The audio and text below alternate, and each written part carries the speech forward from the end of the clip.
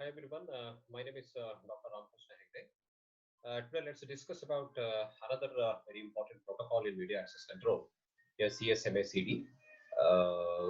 Before proceeding, I would like to mention one thing that some of the materials that are a few slides have directly referred from data communication and networking by force on, which is already referred in this slide also.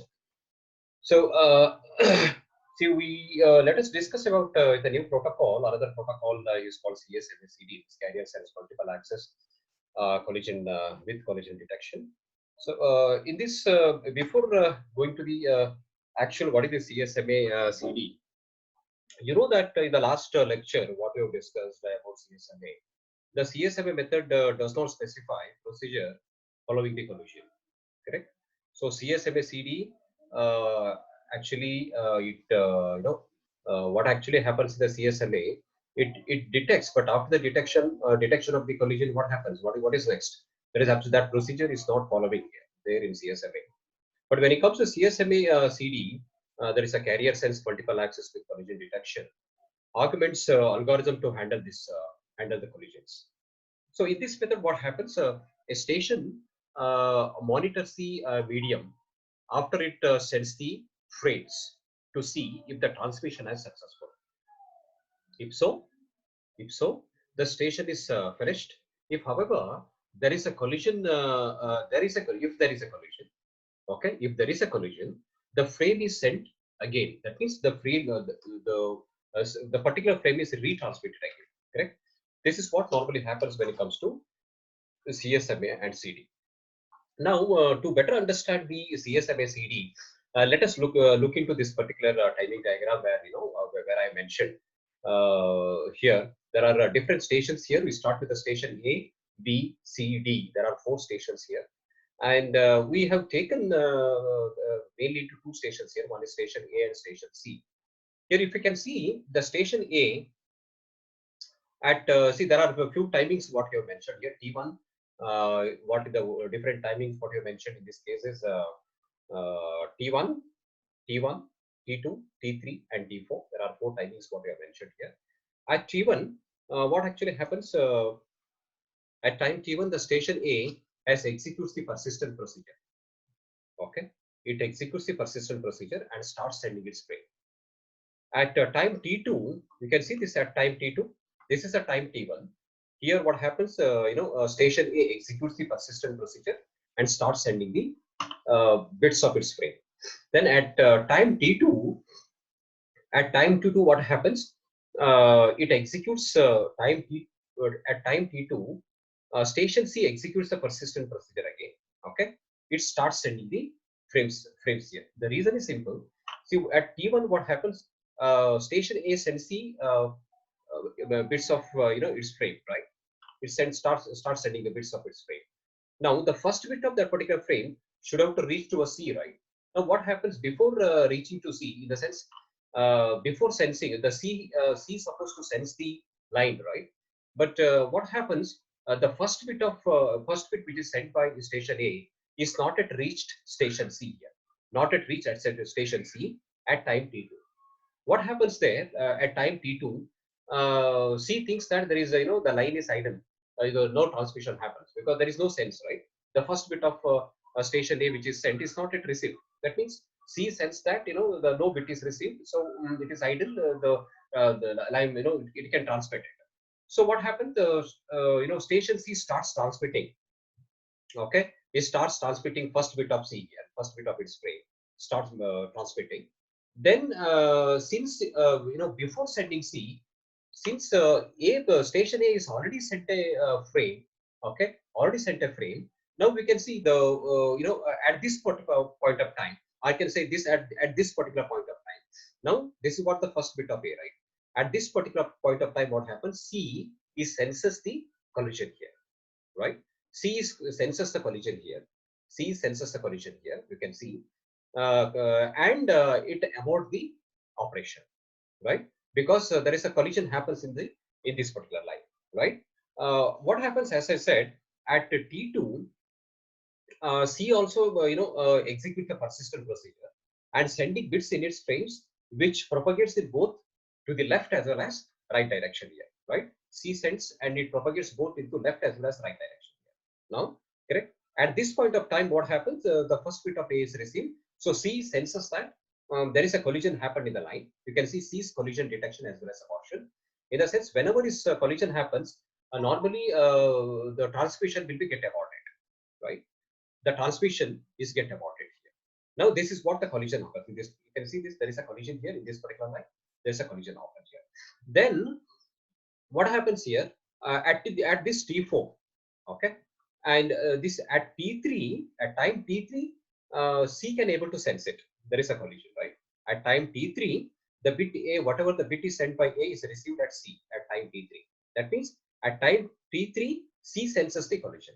Now, at the same time, in the same way, C also sent a first bit of C, right? C also sent a bit here, but reaches at reaches to the station A at T4 time. You can see this T4. At this T4 time, what happens? Whatever bit is sent by C at received here at at T4, it receives at station A. Now this is A is detected the senses the collision here now. A detects the collision and again it aborts transmission, right? Whenever collision happens, automatically it aborts the transmission. Okay, it aborts the transmission. So that means in overall, if you can see this particular diagram, okay. So A actually the transmission time for A, it between the range T1 to T4, right? Transmission time for A, transmission for time for station A is between T1 to T4, and transmission time for C is between T2 to T3. You can make out here T2 to T3. This is what the transmission time for station C, and T1 to T4 is a transmission time for station A, right? So one thing you can make out here, whenever the collision happens, automatically the transmission is get aborted. Okay, this is how we can. I think this is a way you can better understand what is the CSMA CD stuff, right? Now you can better understand once again with the help of a graph here. In the same representation, we are represented in the form, earlier same thing represented in the form of a graph here. So the station ABC, whatever is we have written here, okay, and whatever blue line you can see, right, blue area. This is something about the part of A frame. This is what the part of A frame it transmits here, right? And this is the point. And of course, at T2, it's supposed to reach, but it is not reached at this T2. Whatever the bit sent by A is not reached, right? So that the C is also start sending the frames here. This is whatever the yellow line you can see here, yellow part. This is actually part of C frame here, part of C frame. But this particular moment, there is a collision occurring. A also sends and C also sends in a single line, right? It is a single line. So this is where the collision occurred. This is where the collision occurred here. Okay. So at this particular point of time, C detects a collision and aborts. At this particular time, what happens? A senses the collision, okay, detects the collision and aborts its operation. This is how you can better understand what is the CSMA with the help of a graph here, right? Let us take a simple example of a network using CSMA CD. Need to calculate the what is the minimum size of the frame, right? A network using CSMA CD has a bandwidth of 10 Mbps. If the maximum propagation time that includes the delay in the device as well as sometime whatever we have the time needed for the sending the jamming signal, right? We'll see what is this jamming signal in the next procedure slide, then you can able to understand. Normally the jamming signal is supposed to be is a neglected, okay, it's ignored because it's very it takes very less time, right? That's why it's normally it is ignored. But that's what I mentioned here. Is whatever the propagation time what you have given in this case is including the delay in the device as well as and ignoring the time needed for needed to send a jamming signal. Okay, is 25.6 microsecond is mentioned in this particular case. Maximum propagation time is 25.6 microsecond. What is the minimum size of the frame? Minimum size of the frame. This is what you need to calculate. The size of the minimum size of the frame you need to calculate, right? As you know that when it comes to CSMA CD, frame transmission time TFR. Okay, frame transmission time TFR is equal to twice the propagation time. Okay, twice the propagation time, right? That means 2 multiplied by TP. That means totally 51.2 microsecond. So frame transmission time is supposed to be what? 51.2 microseconds. You always remember frame transmission time is twice the propagation time. Twice the propagation time. Okay, that is why it is become 51.2 microsecond. This means that in the worst case, station needs to transmit for a period of 51.2 microsecond to detect the collision. Right? The station must have to detect a collision, right? To detect a collision, the station must have to transmit. Okay, minimum period of time, how much it is? 51.2 microsecond should have to transmit. Then only it can able to detect the collision here. Now you need to find out the minimum size of the frame. Minimum size of the frame here, what you can do is see what is the bandwidth given is 10 Mbps, right? 10 Mbps and multiplied by you need to multiply the frame transmission time also. Frame transmission time is 51.2 microsecond. If you multiply these two, you will get a 64 bytes or 512 bits. Okay, this is 64 byte is normally the it is actually the minimum size of the frame for standard Ethernet. Okay, in a standard Ethernet normally minimum size of the frame should be 64 bytes. Minimum 64 bytes. Okay, this is how you can calculate the size of the frame. Now I mentioned one thing here. The size of the frame. What is actually the minimum size of the frame? We'll see this particular slide. What is the meaning of minimum frame sizes? See, for CSMACD to work, you need to restrict the size of the frame. This is very, very important actually. In CSMACD, you need to restrict the size of the frame. Then only you can able to transmit, transmit effectively, or also you can detect you can detect the collisions effectively. Okay. And also I mentioned one thing: the station once sends this entire frame, it does not keep any copy of it, and it does not monitor the collision also. That means what actually supposed to do when it comes to allow, what happens? You are sending entire what is that frames once, entire frames once. Okay, but here what happens when it comes to CSMACD, it will not send in allow, what happens, as I said earlier, it sends entire frame, then wait for an acknowledgement, right? In Aloha, you are sending entire frame, then wait for an acknowledgement. But here what happens, CSMACD, it will not send entire frame once, right? It keep on sending bit by bit of the particular frame. At the same time, it detects the collision also. That means, these two processes will happen continuously. It sends one bit, it detects the line again. If any collision happens or not, it is a continuous process. You are sending the frame as well as monitoring the link. The both are continuous process when it comes to CSMACD. That is why what happens here when it comes to CSMACD, before sending the last bit of the frame, it must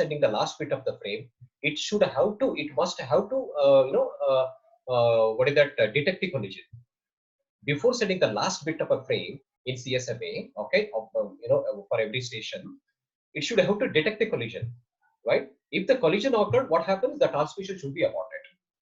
Otherwise, the transmission can be done successfully. Got it now? In a CSMA CD, what happens? Before sending the last bit of a frame, it must detect collision in the line. It must detect the collision in the line. If so, if there is a collision, the transmission can be aborted immediately. Otherwise, the transmission can be done successfully. That is the reason why this particular point I mentioned here. The station once sends its entire frame, it does not keep any copy of it and does not monitor the collision also here. That means in this case, once the whole entire frame is sent, then again you cannot send back. The reason is simple, because once it's sent entire frame, it does not keep the copy of it, and normally it will not monitor the link also once it's sent entire things. Okay. Then the frame transmission time, TFR, must be at least 2 times the maximum propagation time. That's what I told you in the previous problem statement, right? Frame transmission time, TFR, must be at least twice the maximum propagation time of T. Okay, this is what we can see the minimum frame size, what we have calculated earlier. What is the minimum frame size we have calculated? 64 byte. That's what the minimum frame size in standard Ethernet also. Okay.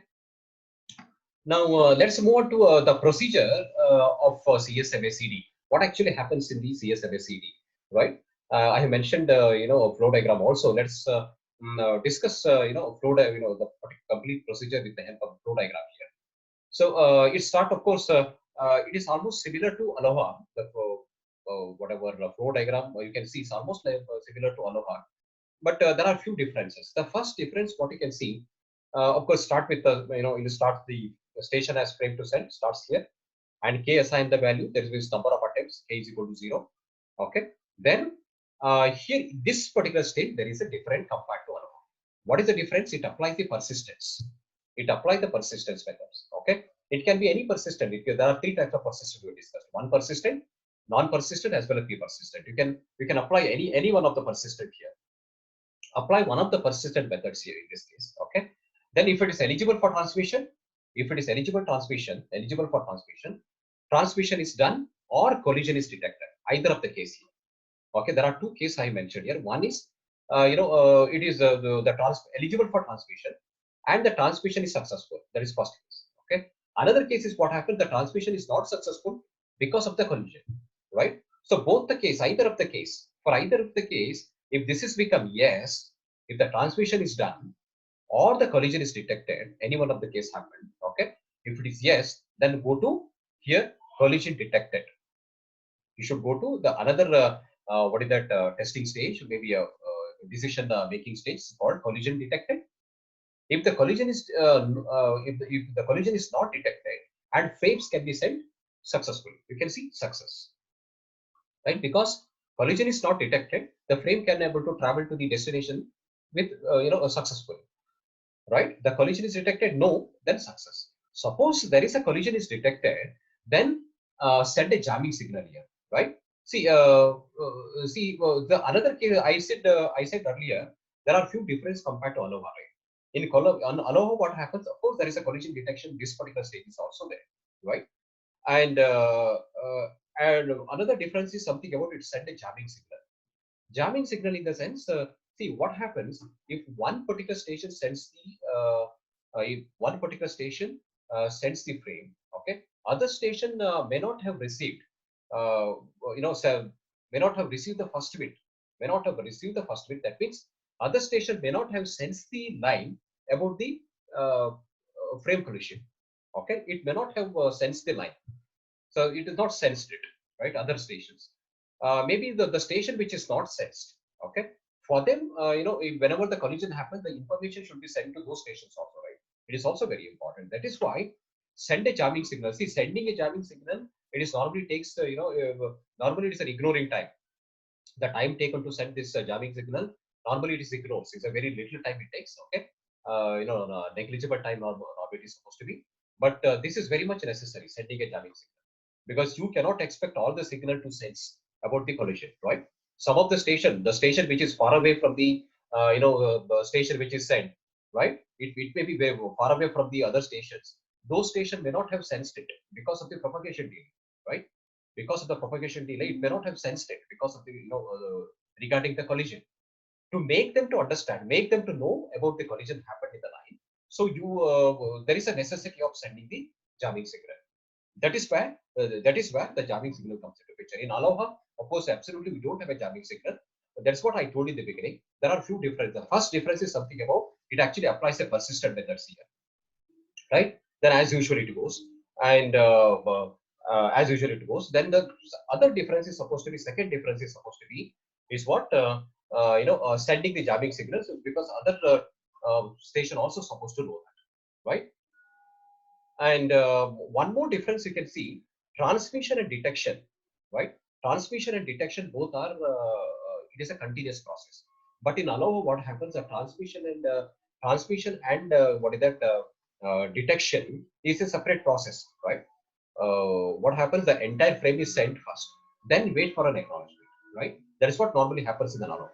But when it comes to CSMACD, what happens, both process will happen continuously. You are transmitting the bit, at the same time it senses the line also, it detects the collision on the line also. Continue the continuous process. There is a third difference what we can see in this particular procedure compared to the Aloha. Okay, first difference is a persistent, second difference is the transmission of frame, as well as what is that collision detection. Third one is something about, we call it a send jamming signal. Okay, Then once the jamming signal is sent, of course, the number of attempts is incremented by 1. Okay. Then as usually apply the other algorithms which you have discussed earlier, CSMA, what you have discussed earlier. Okay. And checks for the number of attempts. If the number of attempts is greater, then you should have to abort, right? Because normally the frames will be resent up to certain amount of time, certain number of attempts. It can the station can resend the frame. Suppose if it is destroyed in between, it can resend it. It can retransmit it, but up to certain amount of time it can send it, right?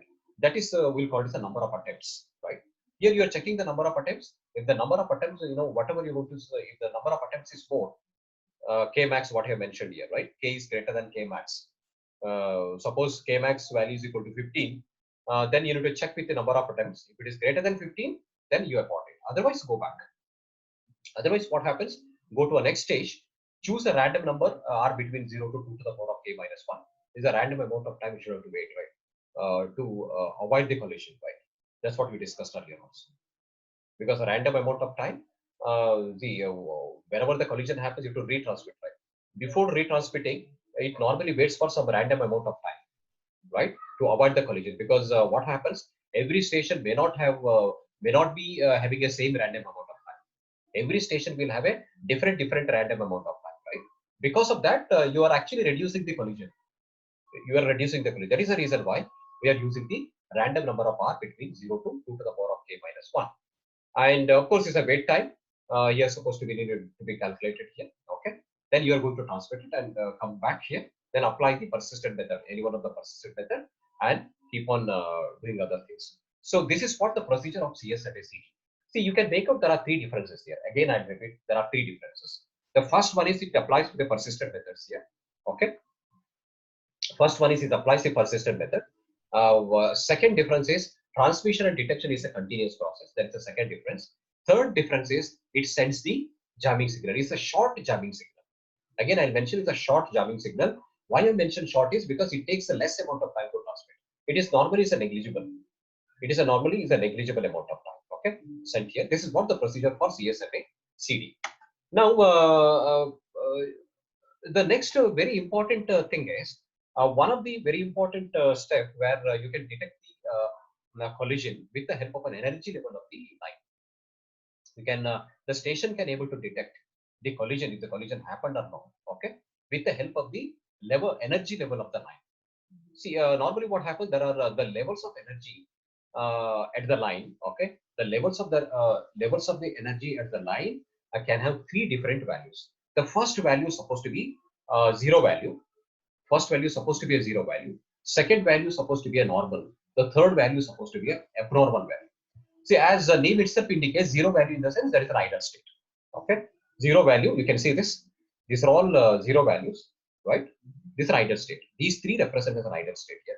First, zero value means ideal state. Link is idle. The meaning is simple. The link is idle, right? And the second one is a line value of energy is a normal. Normal, what happens at the level of normal? Station is it actually successfully captures the station successfully captures the line and start transmitting the frame. That is what normally happens in the normal energy level. Normal energy level, at normal energy level, what happens? The station successfully captures the line, okay, and start transmitting it. That's what normally happens in the normal energy level. Then the third one is abnormal level. What happens during this particular period of time? Because of the collision, the energy in the line is supposed to be abnormal. In the sense, normally whenever the collision happens, okay, the energy in the line is twice the energy, twice the normal energy. Okay, whenever the collision happens, the energy in the line is to be the value of the energy in the line to be two times the normal energy.